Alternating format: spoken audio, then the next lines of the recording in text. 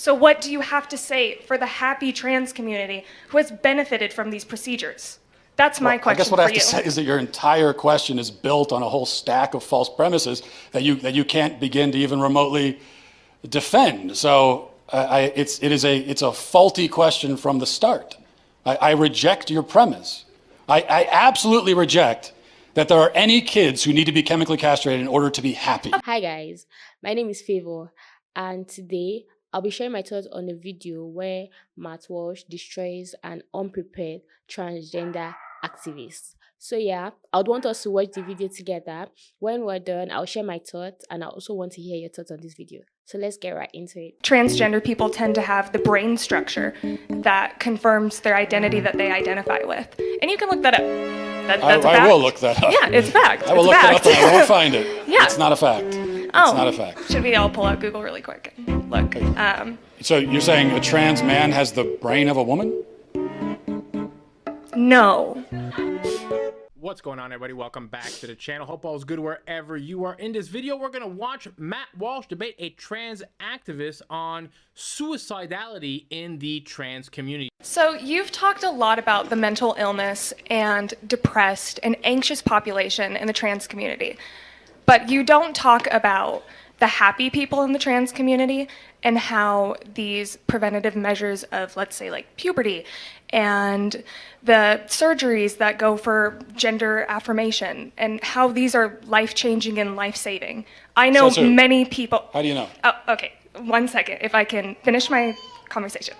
Okay. Many people in my life have had these interventions made, and it's saved their lives. I can list dozens of people in my life. So what do you have to say for... You can list dozens of people who had surgeries and drugs as children and would be dead today if they hadn't? I'm sorry. Let me rephrase that. Dozens of people who have had interventions, including gender affirming, let's say therapies, yes, hormones, surgeries, that have made their lives better. I'm not saying it didn't force them to commit suicide, but it made their lives better. What do you have to say for the happy trans community? I guess I would throw back at you first, because the burden of proof is on you on this one. And I'll explain why the burden of proof is on you. Because, as I went over in the talk, for thousands of years, human beings existed, and there was no such thing as trying to medically transition people into another gender. And as far as we know, there was no suicide epidemic because of it. Yeah. And then in the last few years, people like yourself have come along and said, we desperately need to do this or people will be in despair and they might kill themselves. So you are making a claim that contradicts common sense, science, biology, also the entire experience of the whole history of the human race. And so what that means is that the burden of proof is on you to support it. And so I'm going to ask you, you said that people need this stuff so they can live happier lives and potentially it'd be life-saving, you said even. Aside from your anecdotes of your friends who told you so, how do you know that? Okay, so thinking back to when I was 16 in an anatomy class, when I learned that transgender people tend to have the brain structure that confirms their identity that they identify with. And you can look that up. That's a fact. I will look that up. Yeah, it's a fact. I will look that up and I won't find it. Yeah. It's not a fact. It's not a fact. Should we all pull out Google really quick and look? So you're saying a trans man has the brain of a woman? No. This girl whipped out the phone and said, yeah, it's a quick Google search, and searched absolutely nothing. And you can see nobody's having any of this BS. Matt's not having it. This fellow's not having it. This older lady who's, from a generation where they had real issues going on, these people aren't having it back here. This girl's just laughing it off. Listen, you've just said something absolutely ridiculous, that a man can be born with a woman's brain, and now people are looking at you funny and calling you out on your BS. And listen, ladies, gentlemen, I am no fashionista by any means. I'm not here to shame anybody on fashion. But I will say one thing, same if I went to a business interview. If I was going to an event where I had the complete opposing view of the person I was going to try to debate, ask a question to, and I knew that said person was very knowledgeable about the topic at hand, and I also knew that this event would be filmed, I would not show up with a tie-dye dolphin shirt. That's all I'm saying. That's all I'm saying. I'm saying that a trans man who identifies as a man will tend to have similar brain structure that a cis man would. And where did you get that from? Look it up. I'm telling you, I learned it from my anatomy class when I was 16. And I looked up the fact before I walked up here because I knew that you would ask. Okay. That's not true, but it also doesn't answer the question. So let's try to stay focused on one false claim at a time if we can, because we might get bogged down. Okay. So you actually started by saying that blocking puberty, which is chemical castration of a child, Just one example, yeah. yeah, is life-saving. It can be. How do you know? Because there are children who have been suicidal that have had these interventions made. What children? How do you know? And how many children have had that done Me personally, and then I are haven't still met suicidal? children. Me personally, I haven't met enough trans children to answer that question. Okay. But I know You that are the making- research exists. You're making this statement, you're stating it as a fact in front of all these people. There must be a reason, there must be something that you encountered that led you to this rather radical conclusion that to save a child's life, you have to chemically castrate him. Not every child. No, sir. Okay, well, that is what you just said. The drugs we give to kids for puberty blockers, so-called puberty blockers, originally are cancer drugs used to treat prostate cancer. They're also used to chemically castrate sex offenders and child rapists. Now we give them to physically healthy kids. You're saying that we need to do that or they will die. And so one last time I'm going to ask you, what evidence do you have of that remarkable claim? I don't think I claimed that every child would benefit from that. Well, no, I didn't say you did. You said puberty blockers are. You said puberty blockers are life-saving. What evidence do you have for that? They can be. The how do you evidence know? is the encounters with patients who have had these procedures done, and it has saved I don't want to say it saved their lives, but it has made their lives better. I can't confirm whether or not they're alive right this second, but there are children that it has helped. So what do you have to say for the happy trans community who has benefited from these procedures? That's my question I guess what I have for to say is that your entire question is built on a whole stack of false premises that you can't begin to even remotely defend. So it's a faulty question from the start. I reject your premise. I absolutely reject that there are any kids who need to be chemically castrated in order to be happy. Okay, let's... I reject that. You can't show up and present anecdotal evidence as fact. In this case, there was not even anecdotal evidence. She's like, well, it's life-saving. Well, whose life did it save? Well, I don't know. I'm sure it saved some lives. I'm not sure, though. And then Matt says, well, you said it was life-saving. You said it was going to save some kids' lives. Well, I never said kids, and I'm not sure, but it's what I'm told. I mean, come on, lady. We know that the suicide rate in this community is the highest 7 or 8 years after transitioning. We're going to look back, mark my words, we're going to look back in 20, 30 years at this time in history, and we're going to think, what in the name of God were we doing to these poor little children, castrating young boys, doing double mastectomies on girls? What we should be teaching these young kids is that there's no right or wrong way to be a little boy or a little girl. You're not born in the wrong body. God gave you the specific body that was for you. And if you have gender dysphoria, which is unfortunate if somebody would have that, it's a real thing, but it's not the numbers that this community will try to tell you it. And you don't fix a problem with the mind by altering someone's body.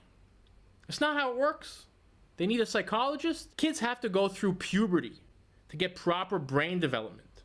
Putting them on puberty blocker is not going to help. Have you all ever seen how they give a little girl a fake penis? Chopping the parts of the forearm and making this weird mangled up apparatus. If you read detransitioners' websites, they all are depressed because they can't have a proper mate, a proper sexual relationship with a woman. And obviously, because it's not real, this thing doesn't work. I feel bad for these little kids that get talked into this by these psychologists that are probably paid off by big pharma, because this is a massive industry, that are the victims of bad parenting. And parents, like, they're told this, oh yeah, well, it's good for your kids. What would you rather have, a trans kid or a kid that's gonna off themselves? I feel for the parents, but at the same time, you have to be knowledgeable on the topic. You got to stand up for the kids. A lot of times parents are the issues in this community. Why is it that all these parents that have these trans kids all seem like they actually want a trans kid? They all seem a little bit off the charts. They all seem a little bit off their rocker. I went down the rabbit hole of this a few months ago when I started this channel, and the stats that this community gives you are all off. She came to talk and she didn't even have proof to back up her statement. First off, I would say that humans have existed for hundreds of years, and then we didn't even need to transition to feel happy. We didn't need to use puberty blockers to feel good, right? This has happened over the years.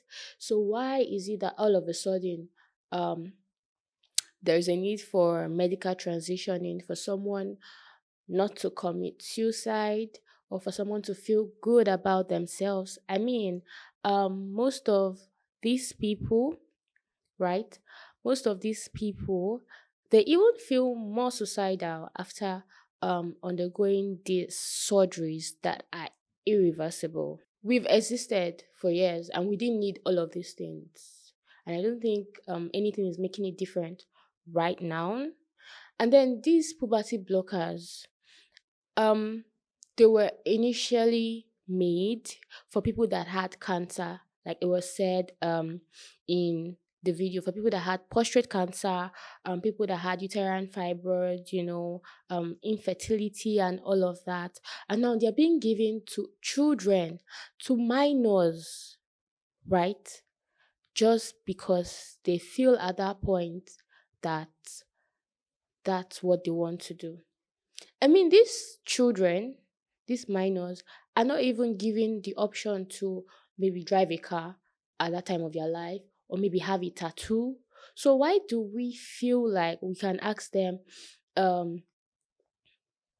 what sex do you want to be? And if they take for example a female, and she's like, oh, I feel like I want to be a boy, and then you go ahead and do an irreversible surgery for something that they could regret later in the future. So when they start regretting their actions, right, what's going to happen then? Because nothing can be done about it anymore. I don't think it is right that you ask a child, a minor, what they feel their sex should be, and then you go ahead to do an irreversible surgery for them.